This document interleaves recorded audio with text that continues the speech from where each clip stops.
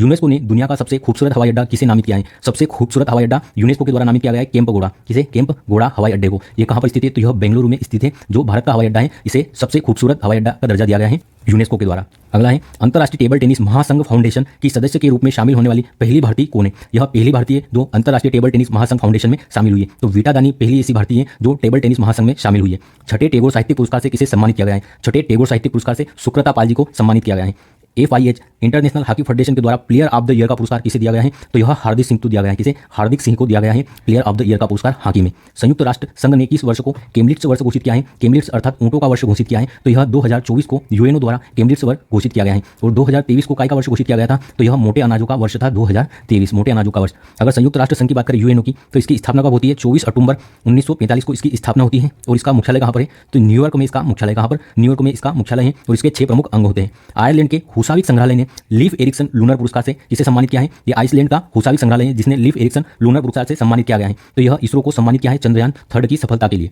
इसरो के वर्तमान प्रमुख कौन है? तो एस सोमनाथ वर्तमान प्रमुख है इसरो के। और इसरो की स्थापना कब होती है? तो 15 अगस्त 1969 को इसरो की स्थापना होती है। और इनकी हाल ही में ऑटोबायोग्राफी लॉन्च हुई है, शेर जिसने चांदनी पी ली। शेर जिसने चांदनी पी ली, यह इनकी ऑटोबायोग्राफी है। अगला है देश की जीडीपी में योगदान करने वाली सबसे बड़ी अर्थव्यवस्था किस राज्य की है? अर्थात देश की जीडीपी में सर्वाधिक योगदान किस राज्य का है? तो यह महाराष्ट्र का है। महाराष्ट्र राज्य सबसे ज्यादा जीडीपी में योगदान देता है। और दूसरे स्थान पर है उत्तर प्रदेश। दूसरा स्थान किसका? उत्तर प्रदेश। देश की जीडीपी में सर्वाधिक योगदान महाराष्ट्र का है और दूसरे स्थान पर है उत्तर प्रदेश।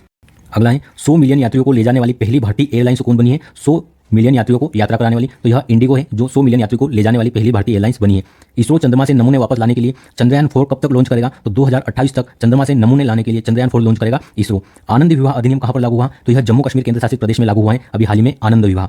विजय हजारे ट्रॉफी 2023 का विजेता टीम कौन सी है? तो हरियाणा विजेता है इसकी विजय हजारे ट्रॉफी की। और ये किसकी प्रतियोगिता है? तो यह क्रिकेट की प्रतियोगिता है विजय हजारे ट्रॉफी।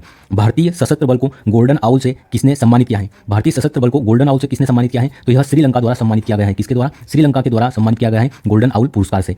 अब्दुल फतेह अल सीसी तीसरी बार किस देश के राष्ट्रपति बन गए हैं? तो यह मिस्र के राष्ट्रपति बने हैं। मिस्र के राष्ट्रपति बने हैं तीसरी बार अब्दुल फतेह अल सीसी।